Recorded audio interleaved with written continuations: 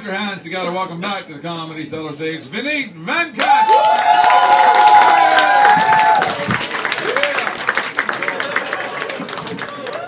Thank you, guys. Thank you, guys. Thanks for coming. I see people from all over today. I don't mean to brag, but I've lived all over the world. I was born in India. I grew up in Dubai. I worked in London and Germany, and now I'm in the most beautiful city of them all. But you know what's the one thing all these places had in common? They just wanted me to leave. My whole life, I felt like I'm in a Macy's store at closing time. Everyone's looking at you going, "Sir, it's time for you to go. Come on, buddy. Exit's that way."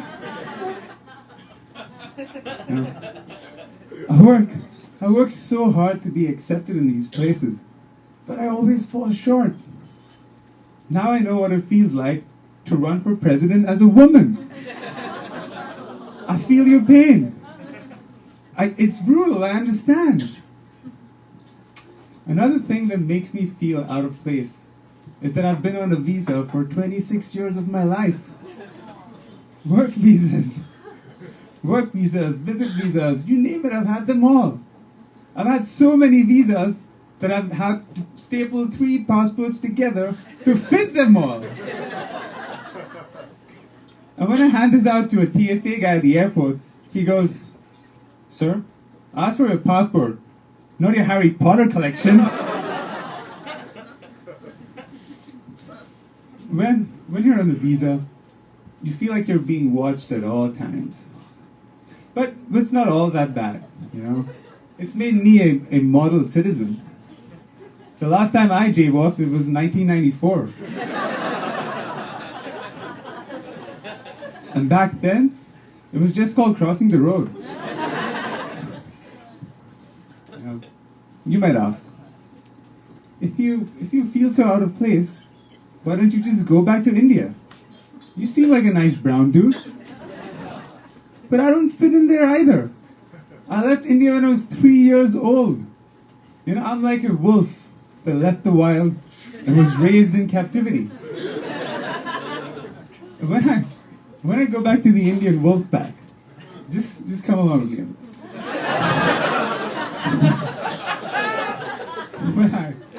When I go back to the Indian wolf pack, they're like, "What's up with this new guy? He smells like bacon. And what's this brunch thing he's talking about all the time? And he's terrible at computers too. This guy's useless. Useless guy." Oh, by the way, that's exactly how Indian wolves talk. That's serious. No kidding. You know, I always wonder what kind of person I was as a sperm.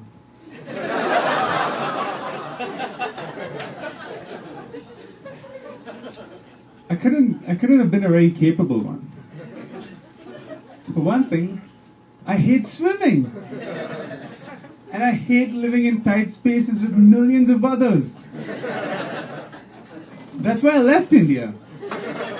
To get away from the 5 million people that lived in my block. You know, I'm lazy too. My wife can vouch for that. And so I must have been a lazy sperm. So how the hell did I beat 5 million other sperms to get to the egg? The same way I get to work on the subway. I get elbowed, pushed, and shoved by bigger, more motivated sperm. "Get in the train, asshole! I need to be at the ovaries at 9 a.m. Next stop, fallopian tubes. "Come on, move it, bitch! I don't have all day, man! Come on!" Due to a condom breakage at 23rd,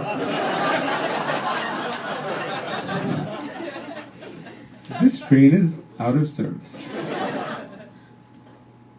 there will be no alternative shuttle service provided. Because, as with all sperms, you're all gonna die. And nobody really cares.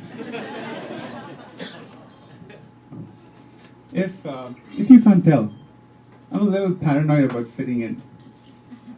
And that's made me overly polite.